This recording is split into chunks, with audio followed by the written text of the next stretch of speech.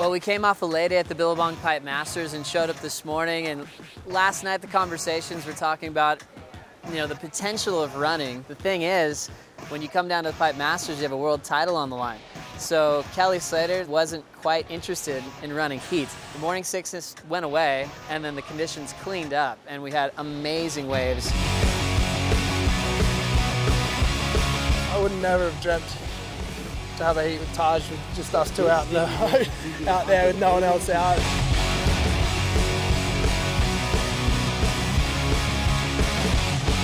A big heat hit the lineup with former Pipe Master B. Durbridge against the new Rookie of the Year, Nat Young from Santa Cruz. B. Durbridge took over the start of the heat. He got a 9.4 on that left-hander, came blowing out of the pit, and you could tell he was starting to feel it. He takes a wave at back door, ends up going down and perforates his eardrum. His whole equilibrium was shot. He still had the lead though when he left the lineup with over 10 minutes to go. That left Nat Young all alone out the back. He was able to find every wave that he wanted with an empty lineup to move on. I mean, everyone goes out there with the goal to win, so that would be the ideal situation. But yeah, I just want to get fun waves. I think the waves are going to get even better, and to surf out there with the other guys is special. Pulling in a big backdoor barrel, traveling, he's on the foam ball, can you find an exit? John Florence! I took off and I got in everything and there was like a big foam ball kind of thing. I don't know what it looks like on the camera, but I felt like I kind of tried to lean back and go through it. Once I came through that, it was just like perfect and easy from there. And I was just so stoked when I came out.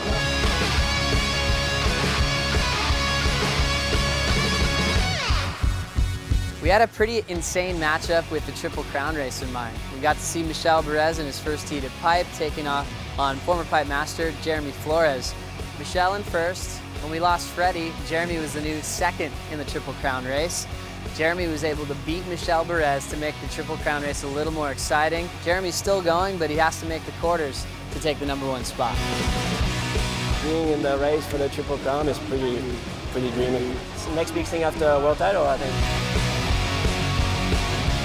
Seabass in a backdoor barrel, traveling through, and well done. Watch a fireworks at the end, double grab, air.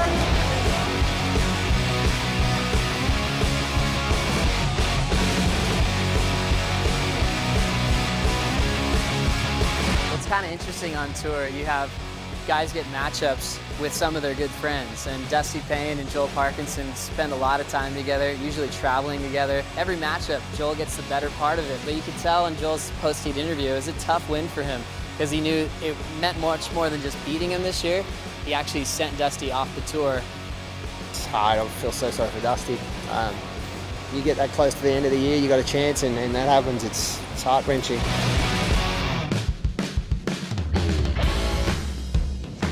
My whole concentration has just been surfing pipe and just trying to get out there every day and just, you know, building that confidence out in the water and just trying to sneak in a couple under the local guys. The big heat was for Mick Fanning, world #1.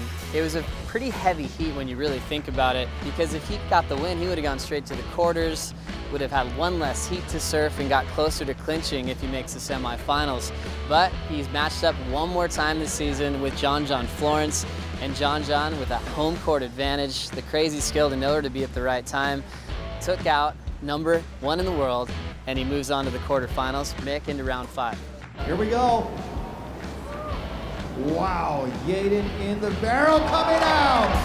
It's tricky out there, especially on the lefts, because there's so much wind blowing into it and there's chop coming off, you're always getting bucked off. And that wave, it felt like it was big enough to handle those bumps. If that was smaller, I probably would have got bucked off into the lip, but had enough room in there where it could shoot me through, so I was, yeah, stoked.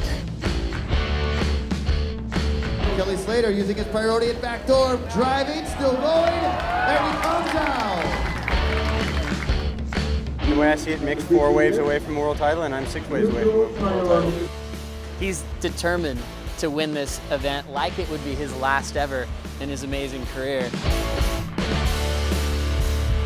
I mean, the heat before mine had 9s. You know, we didn't get a lot of good waves. We make a couple good ones, but there's a lot of waves out there, and I think come Saturday, it's going to be really good. Marco at backdoor, look at this one. Deep barrel driving down the line, comes out. We got an amazing swell coming, and It's going to be really cool to watch it all unfold. There's one day left for competitive surfing, and it's going to be such a good day to watch.